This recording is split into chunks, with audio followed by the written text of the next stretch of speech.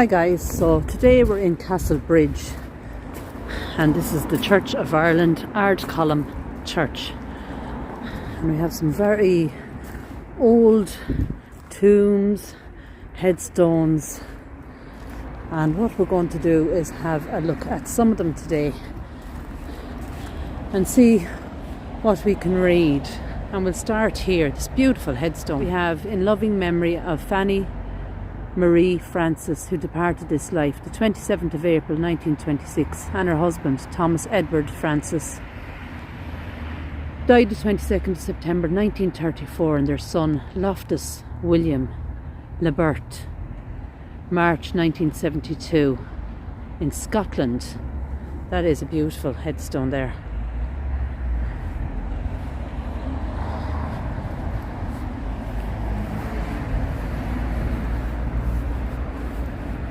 This is Herbert Hawkins, 1982. William Henry Hawkins, 1980, and his wife Margaret, 1993. William Thomas Griffith, 1994, and his wife Anita Georgina, in 2001. Loving memory of John H.S. Peer, Kilmallock House, 1964. Also his parents Robert and Alice. Alice passed in 1943, and his father Robert in 1935. Loving memory of Giles Hawtrey Ashton Peer, and he only passed April 2020, he was 79. Formerly of Kilmallock House, Ballymourne, late of Selsey, UK. Much loved and forever missed. Father and grandfather, rest in peace. So quite a new burial there. Another beautiful headstone here. Loving memory of Benjamin James Copeland. He was 81 when he passed in 1947. His wife, Hannah Ann, she was 89 when she passed in 1953. Their son Edward Christopher, he was 76 when he passed in 1982, and his wife Sarah Susan in 1983. She was 62 when she passed. Beautiful white marble there, really, really nice.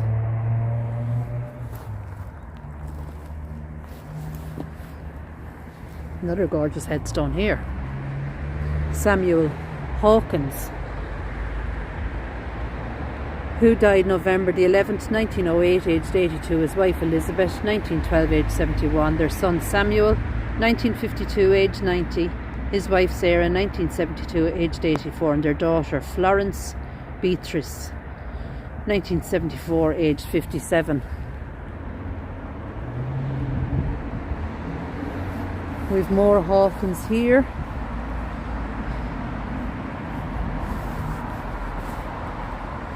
This is in loving memory of Humphrey MacOwen, I think it is, or McEwen. I think it's MacOwen. Also his children, Jane, Robert, Ellen. Maybe David wrote there at the end, no dates.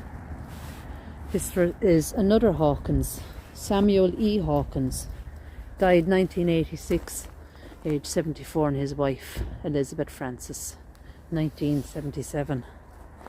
And the last headstone here is Henrietta Gertrude Gertie Hawkins and her husband Edward Christopher. So I believe these headstones here are all Hawkins. We have something just left here. It's like a book.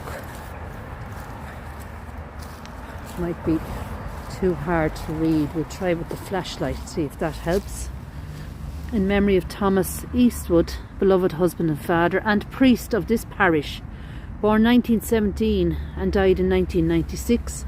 I am the resurrection and the life. He that believeth in me, even though we were dead, yet shall he live. And whosoever liveth and believeth in me shall never die. Wow.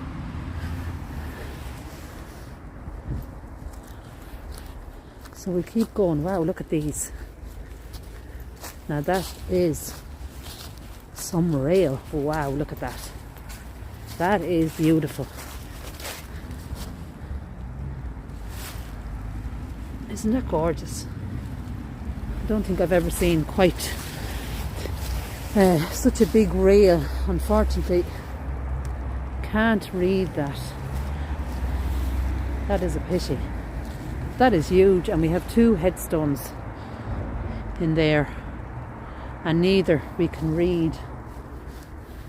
Those beautiful headstones, aren't they just stunning? Loving memory of Jane Eliza Bennett, wife of Thomas Bennett, 1893, age 69, also the above Thomas. 1905, there's a Jane and an Arnold, it looks like, and the and Dora Bennett there at the bottom, 1943, and you can see that lead lettering, and it's done really, really nice. The font is really, really nice there. So let's keep going. It's starting to rain, of course. We've had nothing but wet weather. With more rails just here, look at that.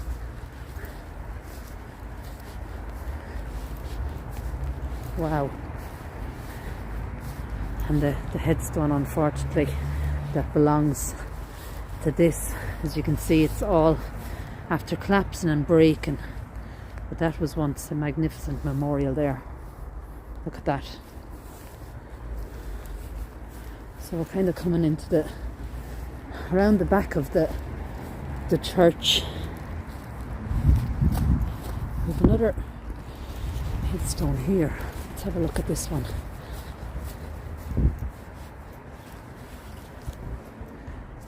Edward Cope and Elizabeth, his wife, of this parish, who died and are interred in Philadelphia, USA. Also 4 of their children who died in infancy, and their son Eddie. And Eddie is actually here. He died in 1872.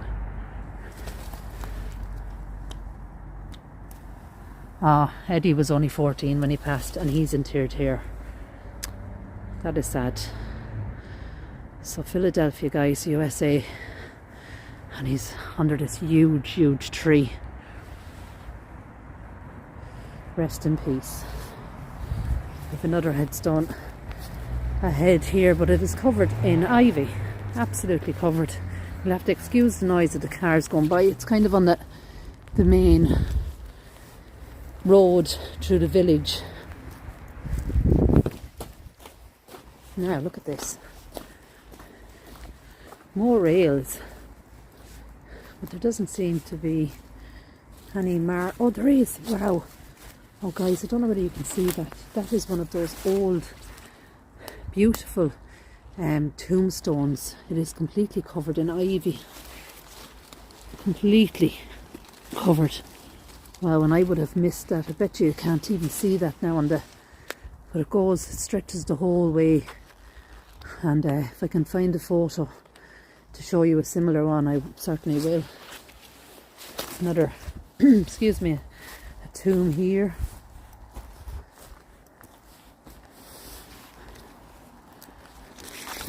John White, Esquire, Captain of the Royal Navy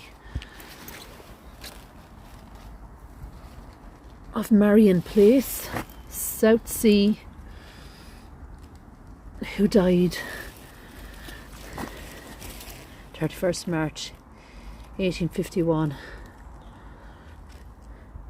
age 61. He was actively employed during the war and also at the Battle of Trafalgar.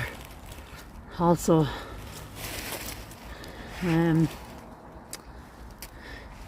his young son, who died at the island of St. Vincent in the year of 1847, age just 19. I'm sorry now, that tree is in the way, and I hope I have read that correctly. The rain is just getting heavier and heavier, unfortunately. Now we have more tombs here. Look at that. Oh wow, huge railed one here again. These are just magnificent. Well, I see getting close to read it. That is amazing. In memory of William Percival, who entered into rest 1871, I think, and also his children who died. And then there's names there, but I just can't read them. I can't get in close enough, unfortunately. So we'll try and get back down on this path. Just look at that. That is... I'm freezing cold. It is bitterly cold today. And the rain just has not stopped. And I would have loved to have spent much more time in here.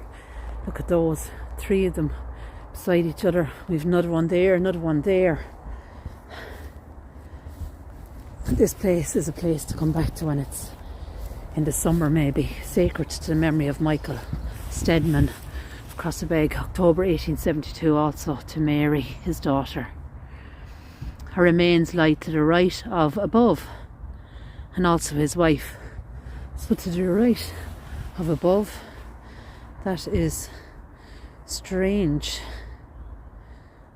Unless she is here somewhere just behind him.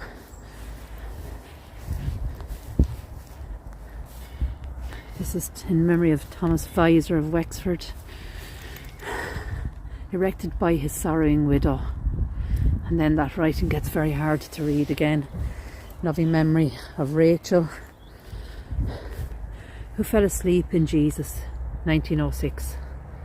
Isn't that gorgeous? And we've more of those tombs. Whether they have been repaired at some stage, I have no idea. Now I'm just trying to have a look at this one. Alicia Gainford, age 70, happy through life and the end peace. Also her brother Richard, 1885. Some of the letters have fallen down, and we have yet more of those huge tombs. And look at those two. Wow. You see the rails. Wow, wow, wow. That is gorgeous. And the rain is just coming down.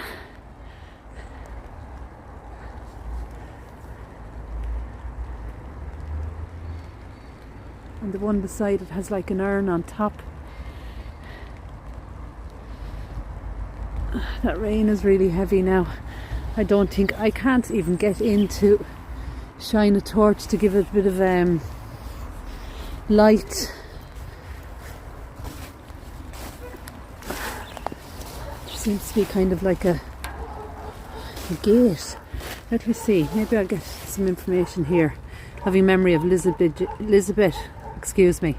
In loving memory of Elizabeth Jane Goodall, daughter of John Goodall, niece of Ebenezer Goodall, MD. 1940, aged 104, guys. Wow, look at that. Now, I'm going to see if I can, excuse me now for a second.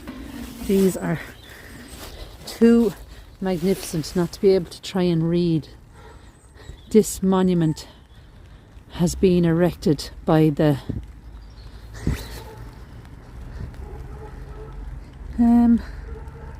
subscriptions, is it?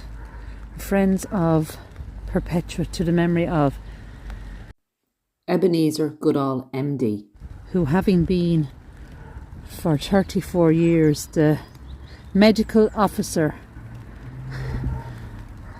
Oh, we're going to have to look this guy up. The writing is completely faded and is now gone. I'm just going to step across the grave. This is Olivia Goodall, who died December, looks like 1848, 29th year of her life. this little monument is erected as a mark of sincere esteem. Something, I can't really read it, maybe it's love by her husband Ebenezer. So husband and wife here, guys. I'm standing between the two of them. Look at that. Wow, beautiful. I can't find, 20th of March 1871 maybe, age 64. I hope to find something information wise. Just look at the designs, just stunning. Fantastic name.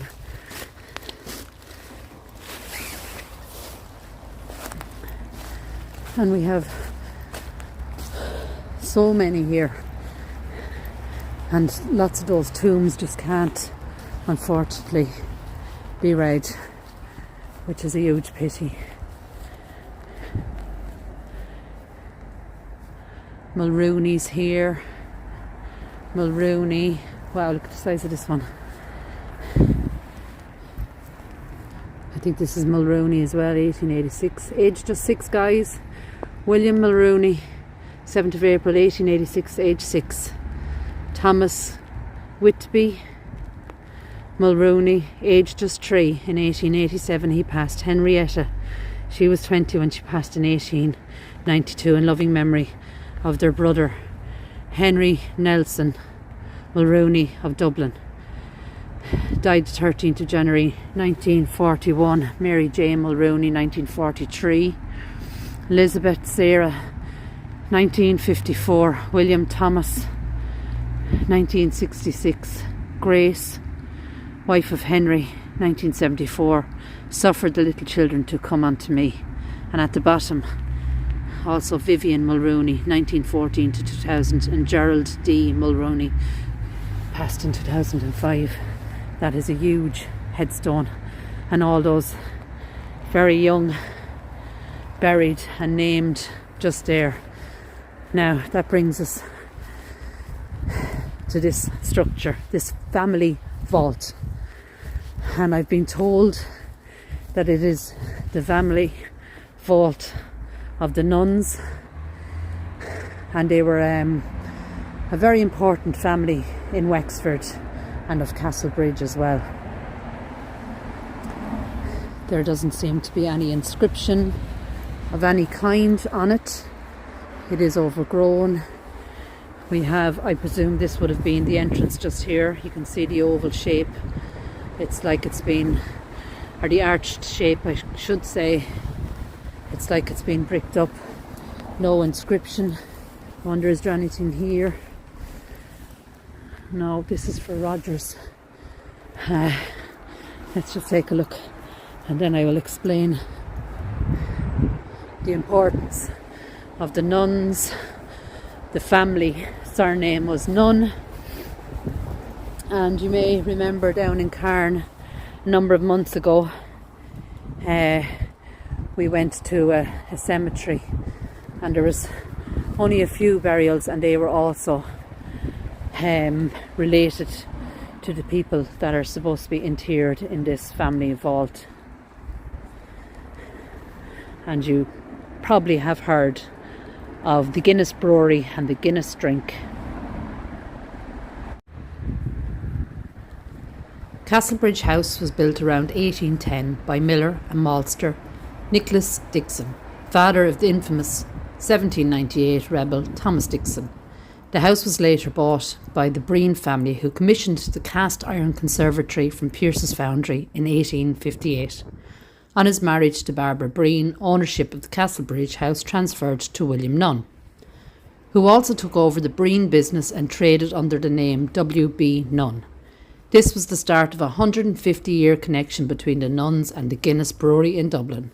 They supplied malted barley to the St. James's Street Brewery. W.B. Nunn had extensive business interests in China, Argentina, Brazil, Mexico, South Africa and Australia. They also had a malting house on King Street in Wexford.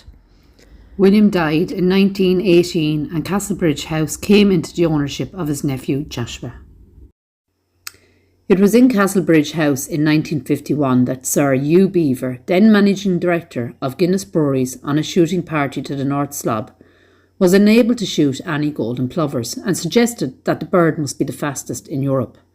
That evening in the sitting room of Castlebridge House, neither he, Joshua Nunn or their friends were able to locate a reference book that provided the answer.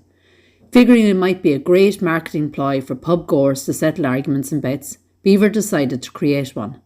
The Guinness Book of Records was born and the first edition was published in 1955. W.B. Nunn & Co. was bought out by Guinness in 1973, and on the death of Joshua Nunn in 1974, Castlebridge House and surrounding lands were purchased by Wexford County Council. So, an interesting story there.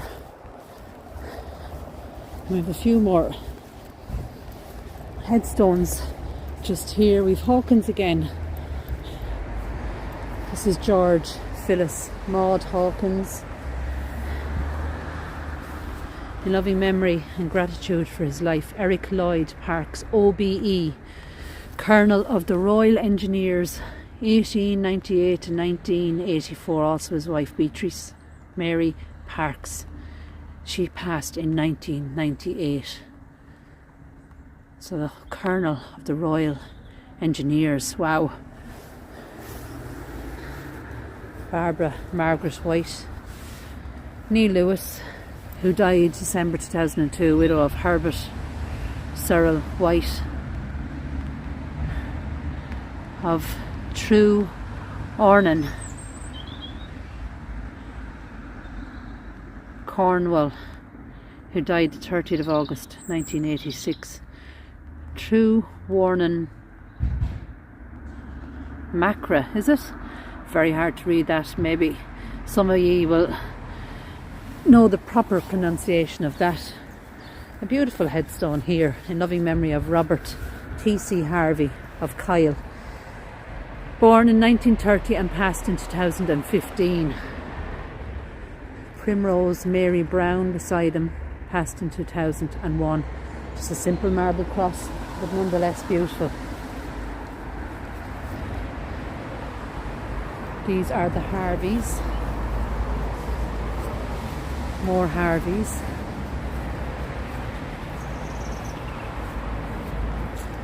Harvey again. Captain Cross something. Crossbell Charles Harvey, maybe 1872 to 1959, and his wife Augustine Anne 1975. I hope I pronounced those right. Quite hard to read. We've Christopher John Harvey here. So these are all Harveys.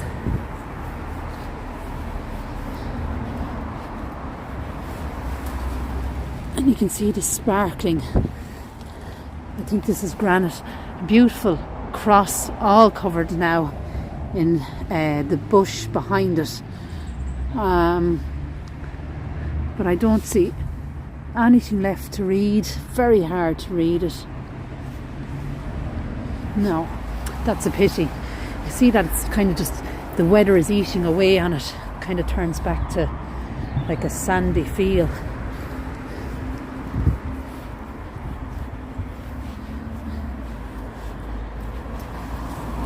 George Carvery, it looks like, 1963. And this huge tomb, beautiful designs on it. There would have been a rail around it. Unfortunately, that seems to have completely gone. Gorgeous designs on it. Whether we'll read anything on it at all, I don't know. We'll have to climb up here. Now I wonder, was there something beneath this? The writing is completely gone. Completely gone.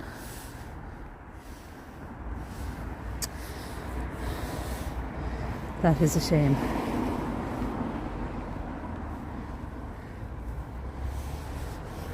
No. I was just curious. It's quite near the Nun Vault. Would it be something to do with that? So guys, it is a very wet day. I would have liked to have spent a little bit longer in here. Beautiful church, absolutely gorgeous, but we're going to head. So to you all, take care, God bless, and to everyone in this beautiful, beautiful cemetery, rest in peace. Mind yourself guys, stay safe.